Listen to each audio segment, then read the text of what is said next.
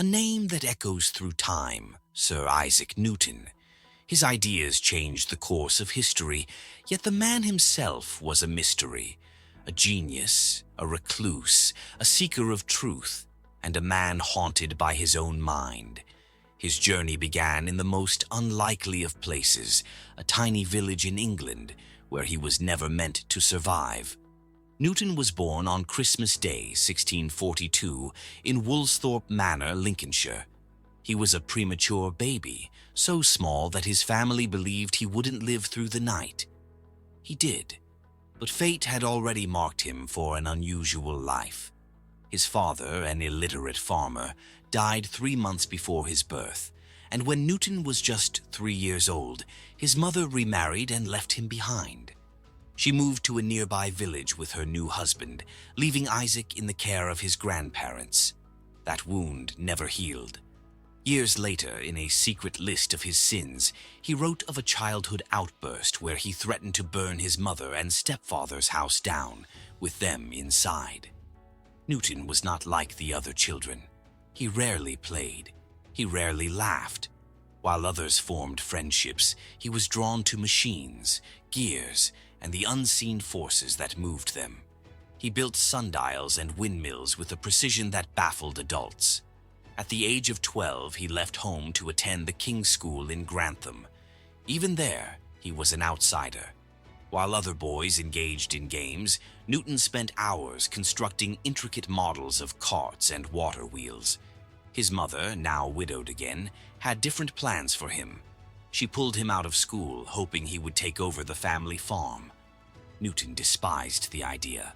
Farming was a life of repetition, a life without answers. He wanted more. His schoolmaster saw his potential and convinced his mother to let him return to school. She agreed, and soon Newton's mind would lead him far beyond the fields of Woolsthorpe. At 18, he arrived at the University of Cambridge. He was not wealthy. He paid his tuition by working as a valet, serving wealthier students. At first, he followed the teachings of the ancient Greek philosophers, but he was restless. He scribbled in his notebook in Latin, "Plato is my friend, Aristotle is my friend, but my best friend is truth." He would not accept ideas simply because they had stood the test of time. He needed proof. He needed to see the world with his own eyes.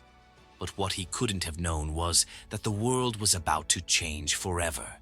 A catastrophe was coming, one that would shut down universities, empty streets, and force people into hiding. For most, it would be a time of fear. For Newton, it would be the moment that defined him. Death hung in the air.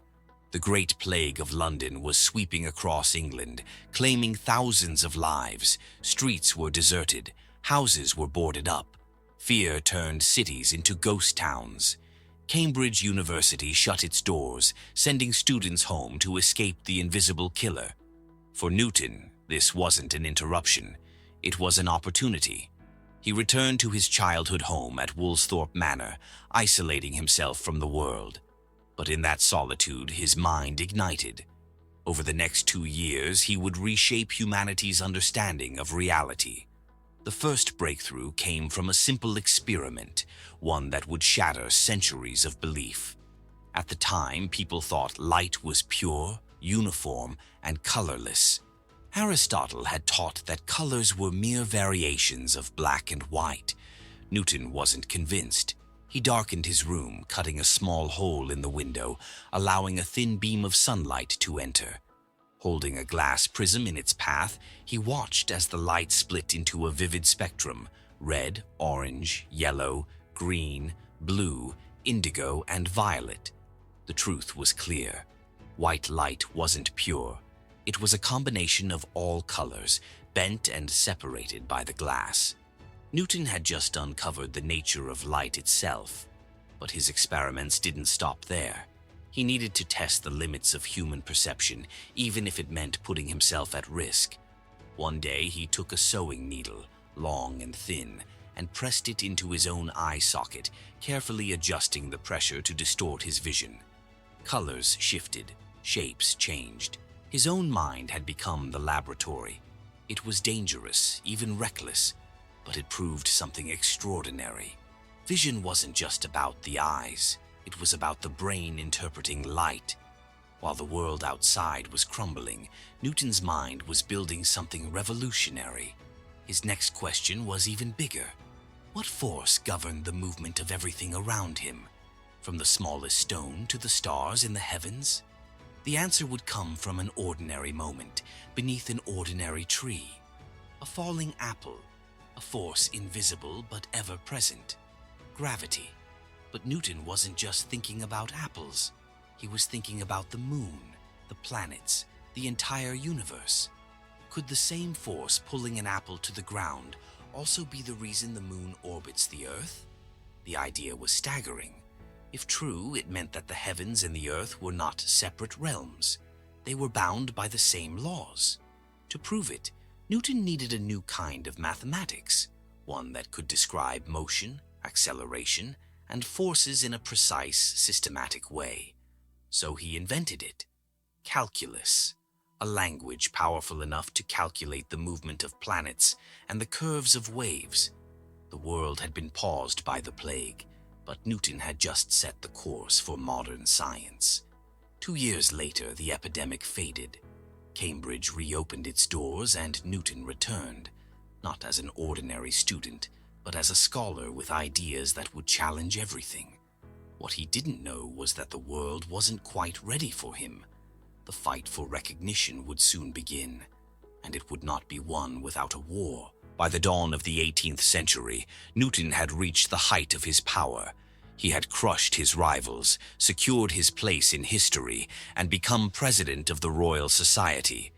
In 1705, Queen Anne knighted him, making him Sir Isaac Newton, the first scientist to receive such an honor. To the world, he was the undisputed genius of his time. But behind the public persona lay a man lost in obsession. For Newton, science was never separate from the divine. He believed the universe was a grand design, its laws written by the hand of God. And in his later years, he turned his focus away from physics and mathematics towards something far more secretive: alchemy. For 25 years, Newton labored in the shadows, conducting forbidden experiments. He filled notebooks with cryptic symbols and coded recipes, all in pursuit of the legendary philosopher's stone, a mythical substance said to turn base metals into gold and grant immortality. Unlike the cold rationalist many imagined him to be, Newton was deeply drawn to the mysteries of transformation, believing alchemy held the key to understanding the fabric of reality itself. He wasn't alone. Many great minds of his era dabbled in alchemy, but Newton's obsession ran deeper. He pored over ancient texts, convinced that hidden within them were secrets waiting to be unlocked.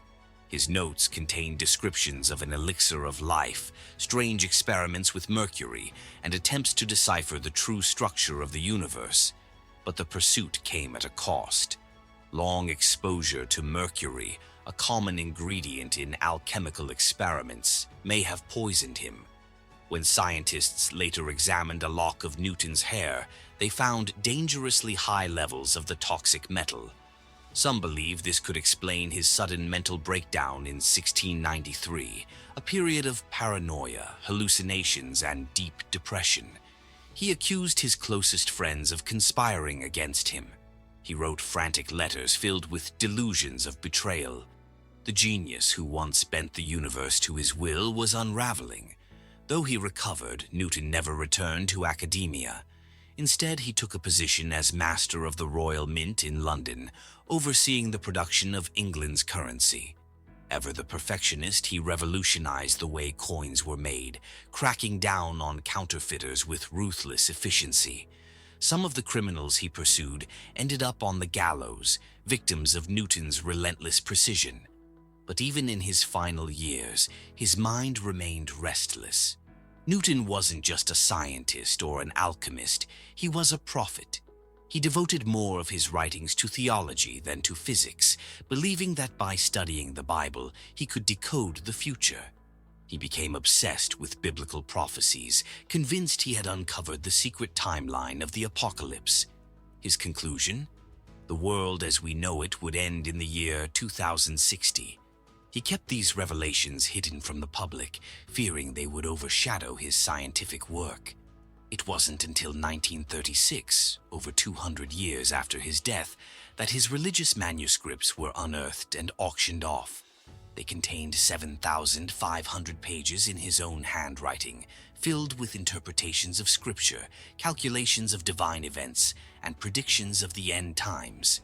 The scientist who had explained the motion of the planets also believed he had glimpsed the destiny of mankind. Newton passed away in his sleep on March 20th, 1727. He was buried with great honor in Westminster Abbey, his body laid to rest among kings and poets. The Latin inscription on his grave reads, "Here lies that which was mortal of Isaac Newton." But his legacy? Immortal. His laws continue to shape the physical world. His equations guide rockets into space. His discoveries remain the foundation of modern science. Yet the man himself remains an enigma, a genius who sought truth in both the stars and in scripture, a physicist who believed in prophecy, a scientist who chased immortality. The world remembers Newton as the father of modern physics. But the full truth, he was so much more.